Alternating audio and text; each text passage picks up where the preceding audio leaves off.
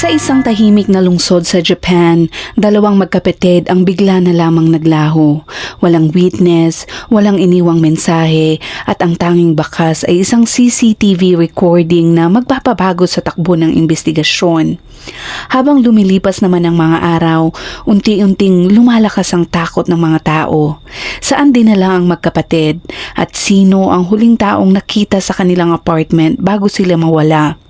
At nang tuluyang bumigay ang katahimikan, natuklasan ng mga pulis ang isang lugar na hindi sana dapat matagpuan ni numan. Ito ay isang madilim na lihim sa kabundukan ng Kanagawa. Ito ang kaso na yumanig hindi lamang sa Japan, kundi sa buong komunidad ng mga dayuhan sa bansa. Ang misteryo sa pagkawala ni Chen Baolan at Chen Baozhen at kung paano naging daan ng CCTV upang lumabas ang isang nakakagimbal na katotohanan. At bago tayo magpatuloy ay kung bago ka pa lamang dito sa aming channel ay huwag mong kalimutang i-click ang subscribe button at pindutin na rin ang notification bell para lagi kang updated sa mga bagong video na ina-upload natin dito.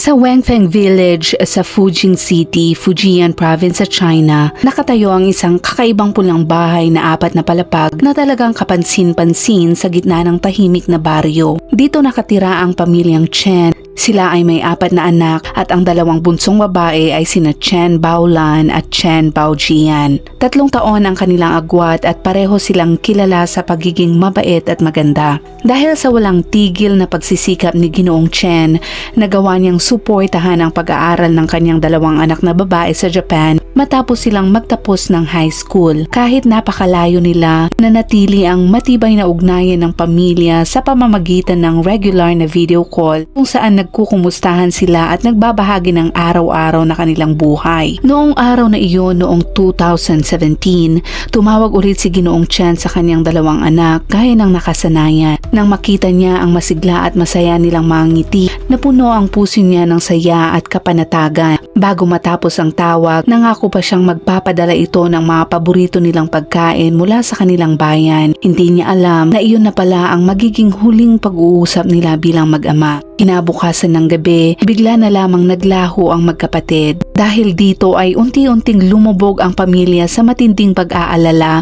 na para bang may kutob silang may masamang nangyari sa mga ito. Makalipas nga ang ilang linggo, dumating mula sa Japan ang balitang tuluyang nagpalubog sa buong pamilya sa sukdulang sakit at dalamhati. Gabi noon ng July 13 taong 2070, 11:40 ng gabi ng Huwebes, binalot ng makapal na dilim ang isang liblib na kalsada sa Hadano City, Kanagawa Prefecture. Tahimik na umuusad ang isang pulis na sasakyan sa masukal na kagubatan at tanging mga huni ng kuliglig ang pumupunit sa nakakakilabot na katahimikan. 7 araw ang lumipas mula nang mawala ang magkapatid na taga Fujian na walang kahit anong bakas sa Japan. Huminto ang sasakyan sa tabi ng kalsada at bumaba ang mga pulis at nagsimulang magliwanag ang kanilang flashlight. Tinutukan ang bawat sulok ng makapal na kagubatan at dumadaan ang mahihinang sinag ng ilaw sa tindi ng dilim at naghahanap ng kahit na anong palatandaan kung saan sila naroon. Naglaon ay biglang may tumawag ng mabilisan. Kumaway ang isang pulis sa mga kasama at agad silang nagtipon sa lugar na tinutukoy nito. Doon,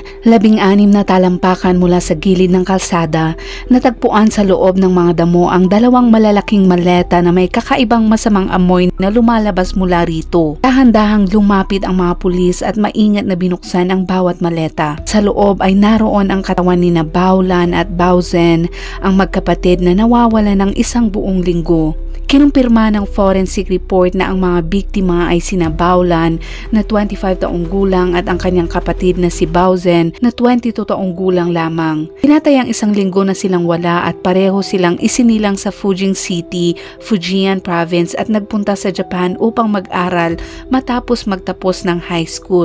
Nakatira sila sa isang apartment sa Naka Ward, Yokohama City, Kanagawa Prefecture. Mga 23 na milya ang layo mula sa lugar kung saan sila natagpuan. Si Baolan ay nag-aral ng fashion design sa isang vocational school sa Yokohama at hindi naging madali ang pag-aaral niya. Kailangan niyang magtrabaho ng part-time habang nag-aaral para mabayaran ng gastusin at minsan napipilitan pa siyang huminto muna sa pag-aaral pansamantala. Dahil dito, umabot ng 8 taon bago niya natapos ang kanyang kurso. Sa panahon naman ng trahedya, mahigit kalahating taon pa lang siyang nakapagtapos at nagtatrabaho sa isang restaurant para mabuhay. Samantala, ang kanyang nakababatang kapatid na si Baozhen ay estudyante pa sa isang paaralang nakatutok sa game software development na nasa Yokohama rin. 3 taon ang pagitan bago nakasunod si Baozhen sa Japan at para makatipid at maalagaan ang isa't isa, magkasama silang nakatira sa isang apartment. May part-time job din si Baozhen malapit sa inuupahan nila at magkakaugnay ang buhay ng magkapatid hindi lang sa araw-araw na gawain kundi pati sa pakikisalamuha sa iba. Marami silang kaibigang pareho at madalas silang sumasali sa mga activity ng magkasama. Ang unang nakapansin sa misteryosong pagkawala ng magkapatid ay si Miss A, ang pinakamatalik na kaibigan ni Baolan. Matagal nang binuo ang pagkakaibigan ni Miss A at Baolan at halos wala silang araw na hindi nag-uusap. Nang dumating si Baozhen sa Japan sa tulong ng ate niya, bilis din siyang naging bahagi ng kanilang samahan. Ang tatlong magkaibigan ay naging sobrang malapit sa isa't isa at regular na nagkikita para magkwentuhan at magbahagi ng kung ano-anong nangyayari sa kanilang mga buhay. Isang hapon, eksaktong 1 linggo bago mangyari ang trahedya, nagpadala si Miss A ng mensahe kay Baolan gaya ng nakasanayan. Pero hanggang hating gabi, wala pa rin siyang natanggap na sagot mula dito. Doon pa lang, naramdaman na niya na may mali at dahil napakabilis palaging mag-reply ni Baolan, kahit ilang minuto lang ang delay, nagpadala agad ito ng sorry at paliwanag. Iniisip ni Miss A na baka may sakit lang si Baolan o may problema kaya sinusubukan niyang kontakin si Baozhen para magtanong, ngunit nakakagulat na ni isang sagot mula sa kanila ay wala rin. Sa puntong iyon, ang pag-aalala ni Miss A ay naging tunay na kaba. Sinimulan niyang kontakin ang lahat ng posibleng nakakakilala sa mga magkapatid. Nang tanungin niya ang mga katrabaho ni Baozhen sa part-time job nito, may nalaman siyang ikinabahala niya ng husto. Hindi pumasok si Baozhen noong araw na iyon at hindi rin siya nagbigay ng abiso. Hindi ito kailanman nangyari sa buong panahon ng pagtatrabaho niya roon at sabi niya ay kilala niya si Baozhen bilang responsableng tao at hindi basta-basta lumiliban ng walang dahilan. Sa dami ng kakaibang pangyayari, halos sigurado na si Miss A na may kinakaharap na panganib ang magkapatid. Dahil dito, hindi na siya nag-atubili at agad siyang nagtungo sa apartment ng dalawa. Matatagpuan ang apartment nila sa Naka Ward, Yokohama City,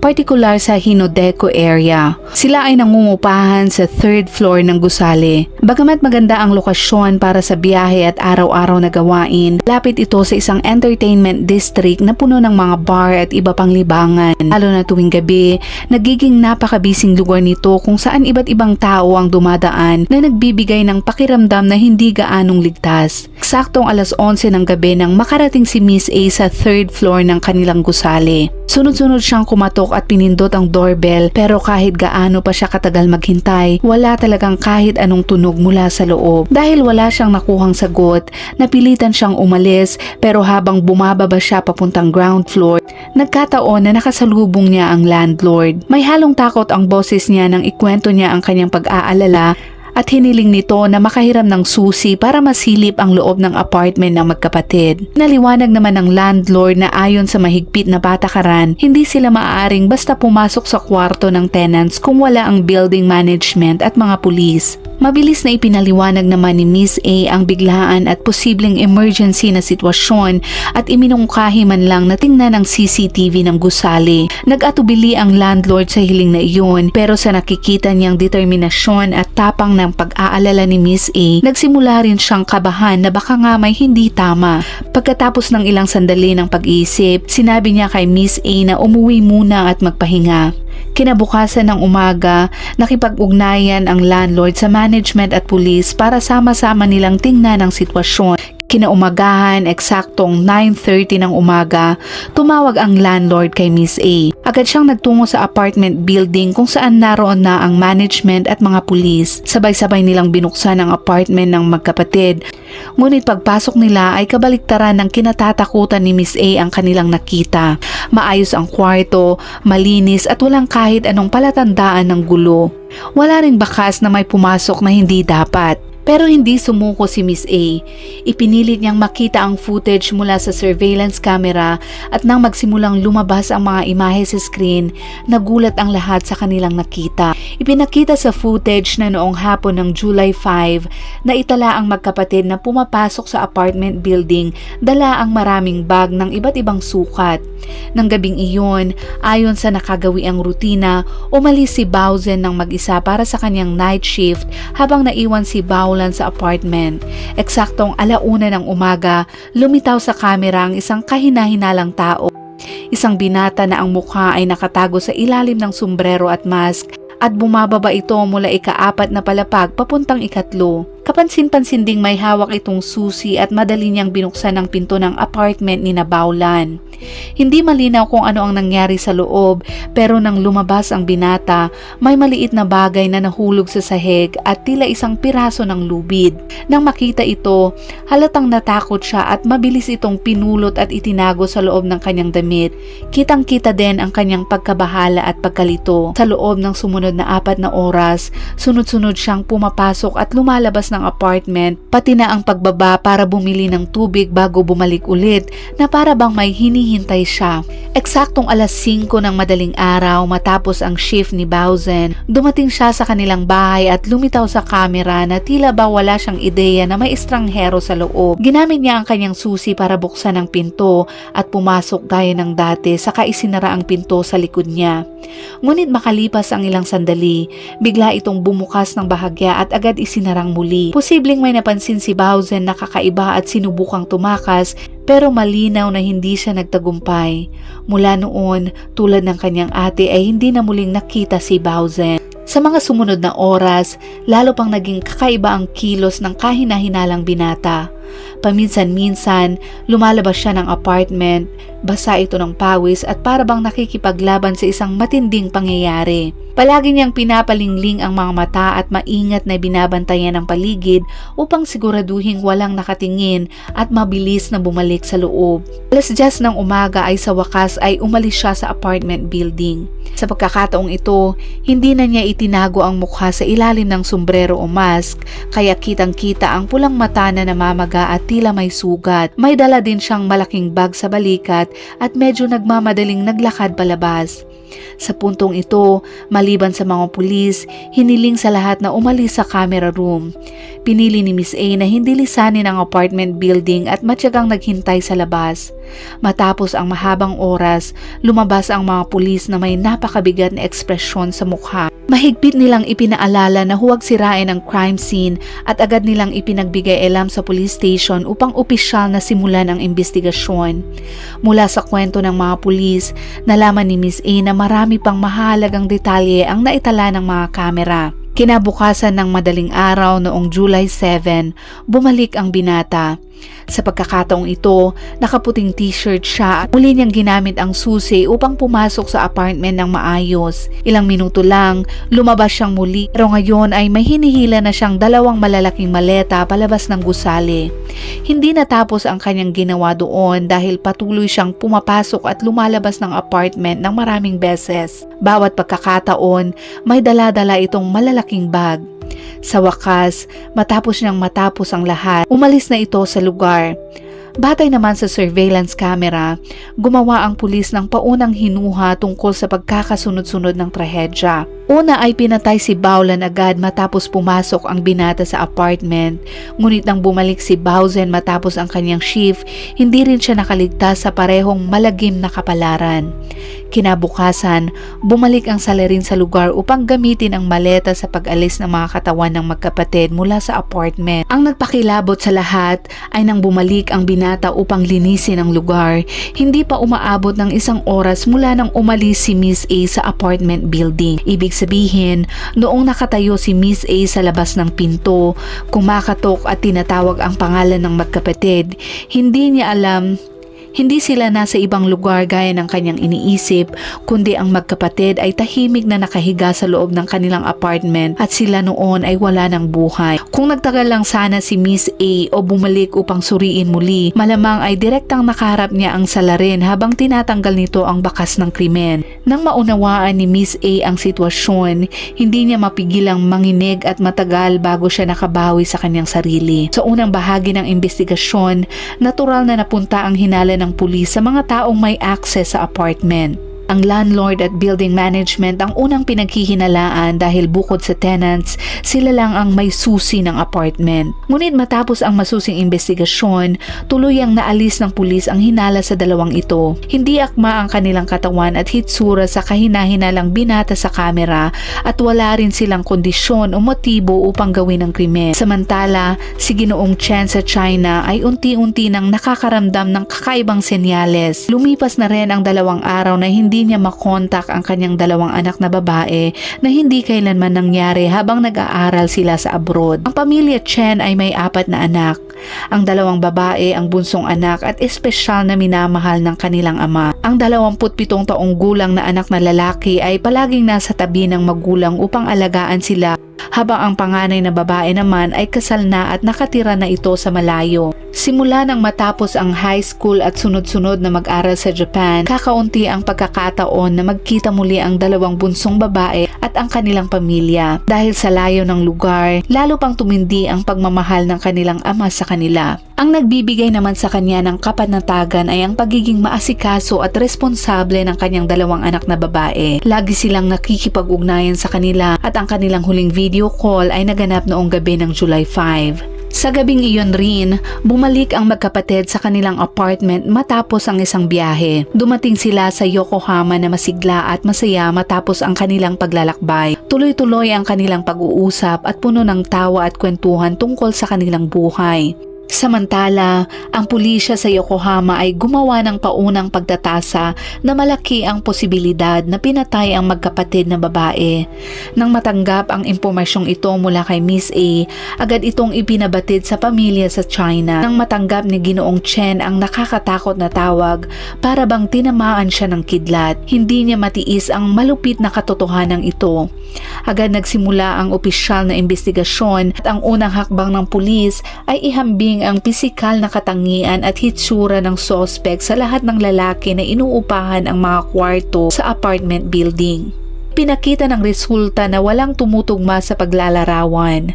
Patunay ito na ang salarin ay hindi residente sa gusali, ngunit ang pinakamahalagang detalye ay ginamit ng salarin ang susi para makapasok ng madali sa apartment. Dahil dito, napag-isipan ng pulis na maaaring kakilala ng magkapatid ang salarin at pinagkatiwalaan kaya may susi rin siya sa bahay. Sinimulan ng mga pulis na mangalap ng impormasyon mula sa mga katrabaho at kaibigan ng mga biktima. Hindi naman nagtagal ay nakakuha ng mahalagang clue ang katrabaho ni Baolan sa restaurant. Nakilala niya ang binatang suspect sa mga kuha sa kamera. Isa daw itong regular na customer ng restaurant na nagngangalang Iwasaki Ryuya. Ayon sa investigasyon, ang suspect na ito ay 39 na taong gulang at nakatira sa Taseda area, Aoba Ward, Yokohama City. Nagtratrabaho siya bilang dispatch employee, isang karaniwang uri ng trabaho sa kasalukuyang ekonomiya ng Japan. Hindi siya tulad ng regular na empleyado na may direktang kontrata sa kumpanya dahil ang mga dispatch employee ay pumipirma ng kontrata sa third-party personal companies at nirerenta sa iba't ibang negosyo. Ngunit kadalasan, ang mga ganitong trabaho ay mas mababa ang sahod at mas kaunti ang oportunidad sa promosyon at wala silang social security benefits kumpara sa regular na empleyado. Malawakang naulat sa media ang impormasyon tungkol kay Iwasaki Ryuya, ngunit magkaiba at hindi magkatugma ang mga detalye. Ayon sa iba, matagal na siyang walang trabaho. Ayon sa iba naman ay may asawa at anak ito at may ulat pa na ito ay nambumuhay na parang binata. Dahil dito, mahirap patunayan ang katotohanan. Ngunit isang bagay ang malinaw.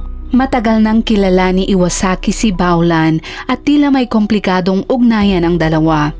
Ayon sa katrabaho ni Baolan, nagsimula ang kwento 5 taon bago noong siya ay estudyante pa sa universidad at nagsimulang mag-part-time sa restaurant. Noong panahong iyon, naging regular na customer daw nila si Iwasaki at nakilala niya doon si Baolan. Mula noon, halos linggo-linggo siyang pumupunta sa restaurant, ngunit malinaw na hindi lang para kumain, kundi para rin magkaroon ng pagkakataong makalapit at makipag-usap kay Baolan. Unti-unting lumalim ang relasyon nila sa labas ng restaurant. Madalas iniimbitahan ni Iwasaki si Baolan na kumain sa iba pang mga restaurant sa paligid at paminsan-minsan din ay iniimbitahan din niya si Baozen kapag nasa Japan ang kapatid niya. Sa paglipas ng panahon, lalo pang naging malapit si Iwasaki sa magkapatid na Chen. Maraming tao sa lugar ang nakasaksi sa tatlong ito na masayang kumakain at nagkukwentuhan na nagbibigay ng impresyon na matagal na silang magkakaibigan at may napakagandang relasyon. Sa loob ng 5 taon na pagsuporta kay Baolan,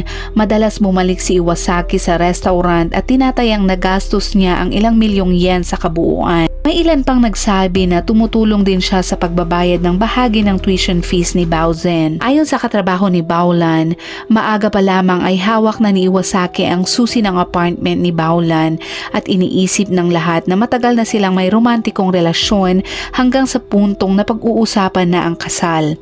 3 araw naman matapos matuklasan ang pagkawala ng magkapatid, inaresto ng pulisya si Iwasaki Ryuya, ngunit mariing tumanggi si Iwasaki na makipagtulungan sa investigasyon. Mahigpit niyang itinanggi ang lahat ng akusasyon at iginiit na hindi siya pumasok sa apartment ni Baolan at wala siyang kinalaman sa pagkawala ng magkapatid. Mabilis namang pinabulaanan ng ebidensya ang kanyang mga pagtatanggi. Na-record ng security camera sa paligid ng apartment ang kotse ni Iwasaki at ipinakita sa footage na inilalagay niya ang mga maleta sa kotse at umalis sa lugar. Batay sa datos na ito, tinuntun ng mga pulis ang ruta ng kanyang biyahe gamit ang driving records upang hanapin ang mga bakas ng 2 biktima. Pagkalipas lamang ng 2 araw ng masusing investigasyon, nagkaroon ng malaking breakthrough ang paghahanap. Sa gilid ng Hadano City, 19 na milya mula sa Yokohama, sa isang liblib at masukal na bundok na bihira ang mga tao, natagpuan ng pulis ang 2 malalaking maleta na nakatago sa mga damo malapit sa kalsada. Sa loob ng mga maleta,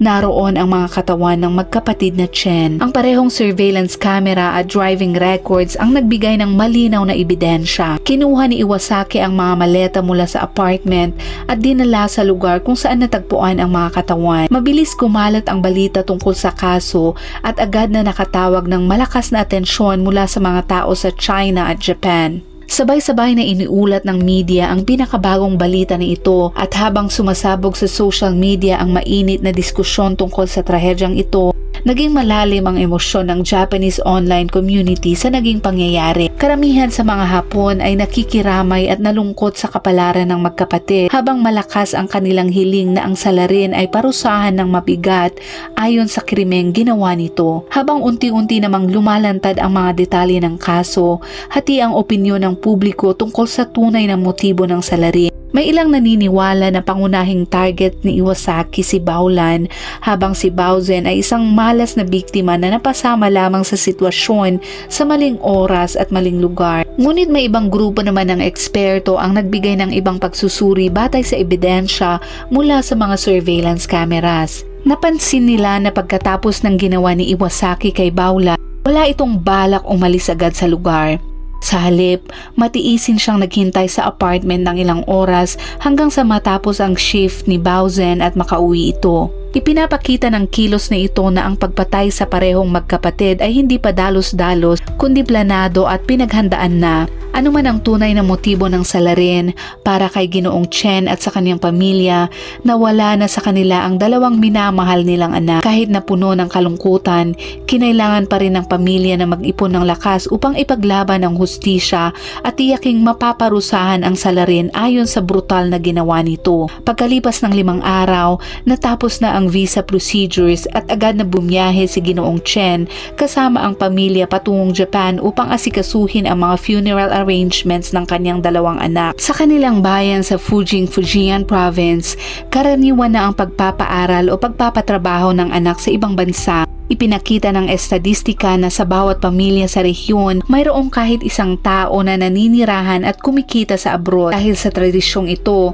maraming magulang ang nagpasya na ipadala ang kanilang mga anak sa iba't ibang bansa para magkaroon ng mas maayos na buhay at mas malawak na oportunidad kumpara sa manatili sa kanilang bayan. Nag-aral sina Baolan at Baozen sa isang boarding school sa Fujian noong high school pa sila. Bagamat pangkaraniwan lamang ang kanilang marka, napakahusay nila sa pag-aalaga sa kanilang sarili at sa pamumuhay ng independyente. Dahil dito, nagpasya si Ginoong Chen na hindi na lang sila kumuha ng university entrance exam sa China, kundi ipadala sila sa abroad para palawakin ang kanilang kaalaman at karanasan. Ngayon, sa harap ng trahedyang hindi na maibabalik, hindi mapigilan ni Ginoong Chen ang kanyang pag-iyak. Isang kaisipan ang paulit-ulit na bumabagabag sa kanyang isip. Kung hindi niya pinadala ang kanyang mga anak sa abroad, mangyayari pa kaya ang trahedyang ito? Ang matinding pag-aalala sa sarili at pagsisisi ay bumigat sa kanyang dibdib habang lumalalim ang kanyang galit sa salarin. 3 araw naman matapos ang aresto, isinagawa ng pulis ang bagong interogasyon kay Iwasaki. Ngunit ang testimonya na ibinigay niya ngayon ay ikinagulat at ikinagulo ng lahat. Mariing itinanggi ni Iwasaki na may balak siyang saktan ng magkapatid at iginiit niya na sa totoo lang ay kusang pumasok sa mga maleta ang magkapatid. Upang ipaliwanag ang kakaibang testimonya na ito, nagbigay si Iwasaki ng komplikadong kwento. Iginiit niya na sila at ang magkapatid na Chen ay simpleng magkaibigan lamang. Ayon sa kanya, nagsimula ang problema nang matapos si Baolan 6 na buwan na ang nakalipas habang ang student visa niya ay malapit nang mag-expire. Ngunit hindi daw makahanap si Baolan ng angkop na trabaho at napilitang magpatuloy sa restaurant bilang server. Subalit ang trabahong ito ay hindi pumapasa sa kinakailangang criteria para sa aplikasyon daw ng kanyang work visa, na nangangahulugan daw na hindi na siya makakapanatili sa Japan ng legal matapos mag-expire ang student visa niya. Halos pareho din daw ang sitwasyon ni Baozen na naghahanda rin para sa graduation at humaharap sa parehong problema sa legal na status. Kaya daw upang maiwasang mapilitang lisanin ang Japan dahil sa pag-expire ng kanilang visa, naisip daw ng dalawang magkapatid ang isang napakapanganib na plano na magpanggap na nawala sila. Ang ideya ay kung magtatagumpay ang plano, sila daw ay opisyal na mairerehistro sa listahan ng mga nawawala. Ito ay magdudulot ng pagka-freeze ng kanilang impormasyon sa sistema, kaya kahit mag-expire ang kanilang visa, hindi daw sila agad i-report. Umaasa sila na kapag humupa na daw ang sitwasyon, makakabalik sila sa Yokohama at maipagpapatuloy ang kanilang buhay at makakahanap ng paraan para legal na manatili sa bansa. Ayon sa kanya, maayos na naiplano ng magkapatid ang kanilang hakbang at nagpasya siyang humingi ng tulong sa isang pinagkakatiwalaang kaibigan. At si Iwasaki daw yon. Ayon sa napagkasunduan, ganito ang plano. Magpapalitan ang magkapatid sa pagpasok sa mga maleta at si Iwasaki naman ang magdadala ng mga maleta sa isang lugar sa gilid ng Hatano City upang magmukhang tunay ang kanilang pagkawala. Iginiit ni Iwasaki na ginawa niya ang eksaktong utos at dinala ang 2 maleta sa eksaktong lugar na napagkasunduan at umalis sa lugar gaya ng ipinangako. Paulit-ulit niyang binigyang diin na ang kanyang papel ay simpleng suportahan lamang ang plano ng magkapatid. Ang pinakamahalaga, mariing iginiit ni Iwasaki na noong pumasok ang 2 tao sa maleta, buhay pa sila at hindi niya kailanman sinaktan sila. Ngunit ang testimonya na ito ay agad na naglantad ng maraming seryosong lohikal na kakulangan na kitang-kita ng kahit sino. Kahit totoong balak ng magkapatid na magpanggap na nawala upang ayusin ang problema sa visa, pwede namang pumili ng mas ligtas na paraan kaysa sa napakapanganib na opsyon ng pagpasok sa maleta. Ang pinakahalata at hindi makatwirang punto ay hindi maaaring buksan ang maleta mula sa loob, kaya kapag pumasok sila, ganap silang nakakulong. Lalo na sa mainit na panahon ng tag-init, ang loob ng maleta ay magiging selyado at magkukulang sa oxygen at air circulation. Sa ganitong sitwasyon, kahit ang isang malusog na tao ay maaaring malagay sa panganib ang buhay sa maikling panahon. Higit sa lahat, iginiit ni Iwasaki na buhay pa sila noong pumasok sa maleta, ngunit pinakita sa forensic report na parehong may malinaw na nakamamatay na pinsala ang magkapatid at malinaw na inilagay sila sa maleta matapos silang mamatay. Nagbigay rin ng mahalagang ebidensya ang crime scene camera. Tapos dalhin ni Iwasaki Ryuya ang mga maleta maleta, wala nang ibang dumating sa lugar. Lahat ng ebidensya ay nagpapatunay na siya ang salarin na pumatay sa magkapatid na Chen. Isang buwan matapos ang krimen, ginanap ang libing ng magkapatid sa Yokohama. Kumalat ang balita tungkol sa libing sa komunidad ng mga international students at maraming tao ang pumunta sa apartment building kung saan nanirahan ang magkapatid upang mag-alay ng mga bulaklak bilang alaala sa kanila. Habang puno naman ng butas ang testimonya ni Iwasaki, unti-unti namang naipakita ng investigasyon ng pulisya ang iba pang mahahalagang ebidensya. Isang kakilala ang nagbigay ng detalyadong impormasyon tungkol sa komplikadong relasyon ni Baolan at Iwasaki. Kasama na dito ang isang makabuluhang larawan. Ang larawan ay kuha sa workplace ni Baolan na nagpapakita kay Iwasaki na nakasuot ng berdeng damit at nakatayo sa tabi ni Baolan na may maliwanag ng ngiti.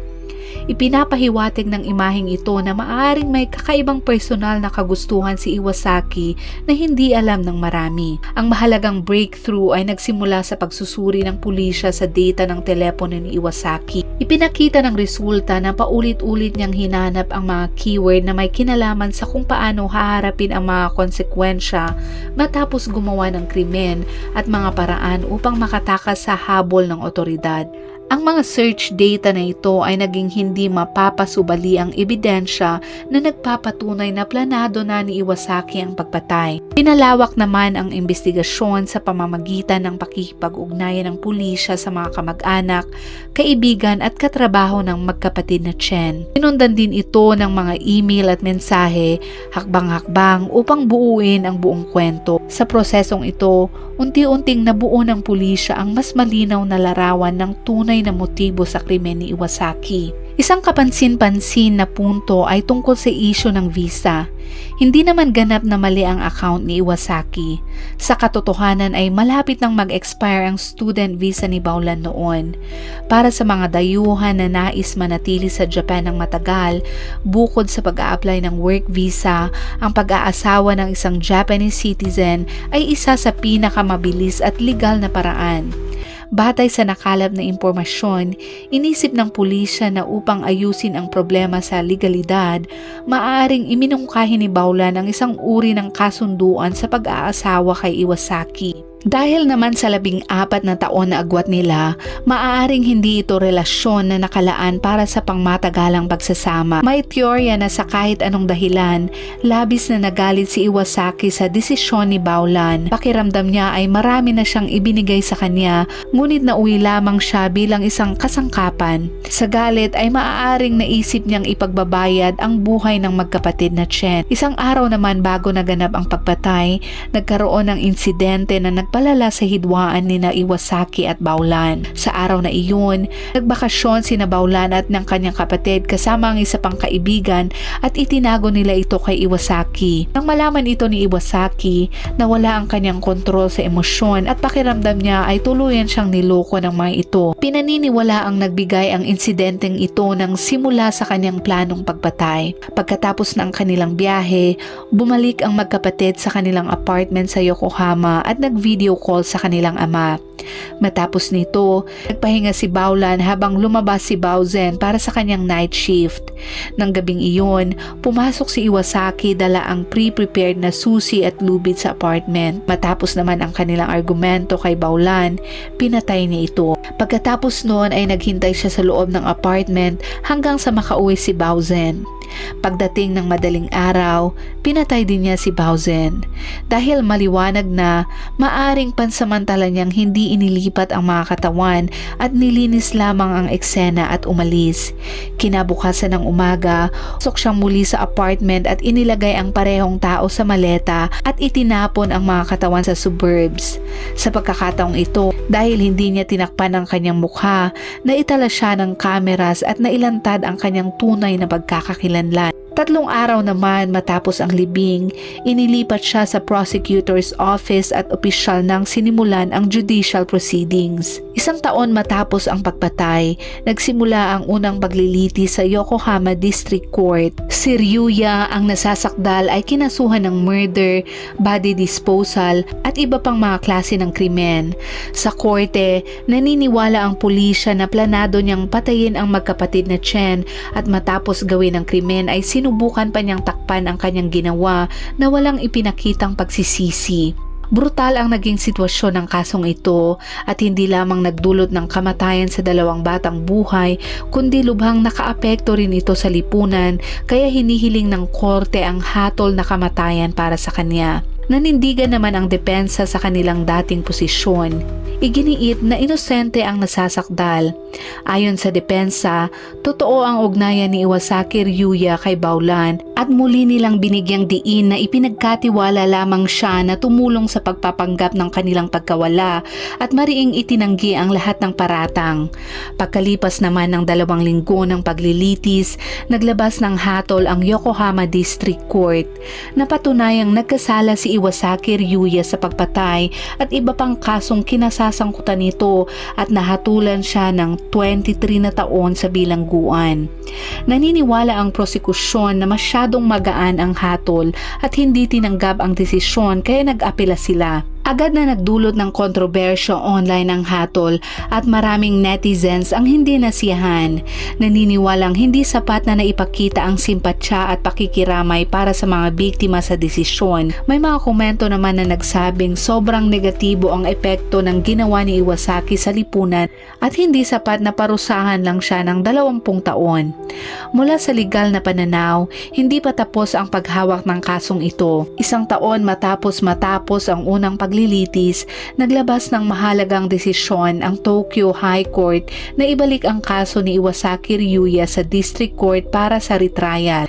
Ayon sa mga patakaran ng hudikatura sa Japan, kapag natuklasan ng High Court sa pagdinig ng apela ang malalaking depekto sa unang paglilitis tulad ng maling pagsusuri ng ebidensya o maling batayan sa hatol at hindi ito direktang maitama sa ikalawang paglilitis, ibabalik ang kaso sa unang hukuman para sa retrial. Ang pangunahing isyo ay nakatuon sa pagiging makatwiran ng hatol. Naniniwala ang Yokohama District Court na hindi ginamit ng salarin ang mga matutulis na armas at sa mga katulad na kaso dati, mas magagaan ang hatol sa ganitong uri ng krimen. Pinuna ng High Court na kahit hindi ginamit ni Iwasaki ang matutulis na armas, mapanganib pa rin ang mga ginawa niya sa 2 biktimang babae na mahina ang katawan. Dahil dito, naniniwala ang High Court na mali ang pamantayan ng District Court sa pagtatakda ng hatol kaya masyado itong magaan at hindi makatwiran. Kaya ipinag-utos nila ang pagbabalik ng kaso para sa retrial. Ipinahayag ng pamilya ng mga biktima ang kanilang suporta para sa retrial. Sa puntong ito, 2 taon na ang nakalipas mula nang mapatay ang magkapatid na Chen. Lalo namang nagalit ang pamilya dahil sa hatol na hindi ipinataw ang parusang kamatayan sa salarin. Dahil sa China, ang intensyonal na pagpatay sa mabigat na sitwasyon ay malamang magre-resulta sa death penalty. Ngunit sa Japan, mukhang napakaingat daw ang pagpataw ng death penalty na nangangailangan ng mahigpit at mahabang proseso ng hudikatura. 2 taon matapos nito, Hulyo 2021, nagsimula ang retrial sa Yokohama District Court. Mariing iginiit ni Iwasaki na inosente siya at tumangging sagutin ang anumang tanong na nagpapahiwatig ng kanyang pagkakasala. Ang prosekusyon naman ay sumuko sa dating hiling na death penalty at humiling na lamang ng life sentence. Tumagal naman ang 2 buwan ng retrial at kalaunan ay hinatulan ng Yokohama District Court si Iwasaki ng life imprisonment. Binanggit sa hatol na matapos ang masusing deliberasyon, naniniwala ang korte na ang life imprisonment ang nararapat na parusa sa mga krimeng ginawa ng nasasakdal. Pagkatapos nito, nagpatuloy si Iwasaki sa apela, ngunit mabilis itong tinanggihan at nanatili ang hatol na life sentence hanggang ngayon.